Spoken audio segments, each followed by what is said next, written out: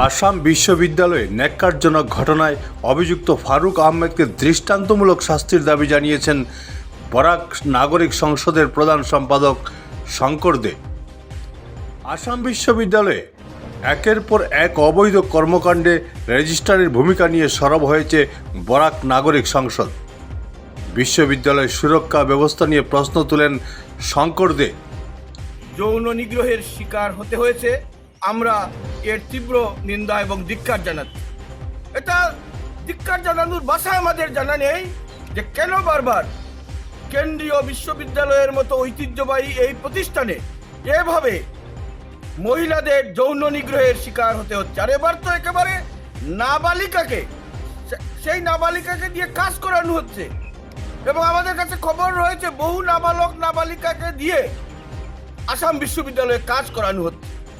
অবিলম্বে এর পূর্ণাঙ্গ তদন্তের ব্যবস্থা করতে হবে এবং উচ্চস্তরীয় তদন্ত, বিচার বিভাগীয় তদন্ত সেটি করতে হবে এবং এর প্রতিবেদন অবিলম্বে প্রকাশ করতে হবে। কারণ দেখা যাচ্ছে যে মাস কয়েক আগেই এই আইন বিভাগেরই একজন শিক্ষক বিশ্বজিৎ দাস দেখা গিয়েছে যে তিনি একজন গবেষককে তিনি যৌন নিগ্রহ করেছেন। সেই মহিলা সরাসরি অভিযোগ করেছেন। এর আগে এই বিশ্ববিদ্যালয়েরই একজন শিক্ষক, তার বাড়ি থেকে আরেক আদিবাসী মহিলা তিনি নিখোঁজ হয়েছিলেন। নেহা বাগচি, তারও কম বয়স ছিল এবং আজ পর্যন্ত তাকে খুঁজে পাওয়া যায়নি।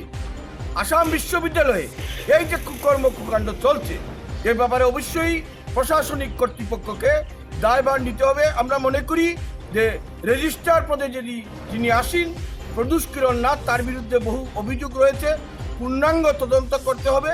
কেন নাবালিকাকে দিয়ে কাজ করানো হচ্ছে, কেন বারবার এভাবে যৌন নিগ্রহের ঘটনা ঘটছে, এটা কিন্তু বরাক উপত্যকাবাসী তথা দেশবাসী শুভবুদ্ধি সম্পন্ন মানুষ কোনোভাবেই মেনে নিতে পারছেন না। তাই এ ব্যাপারে সরকারকে অবিলম্বে হস্তক্ষেপ করতে হবে। আমরা এই জোরালো দাবি উত্থাপন করছি। একটা ব্যুরো রিপোর্ট, বরাক ভিশন।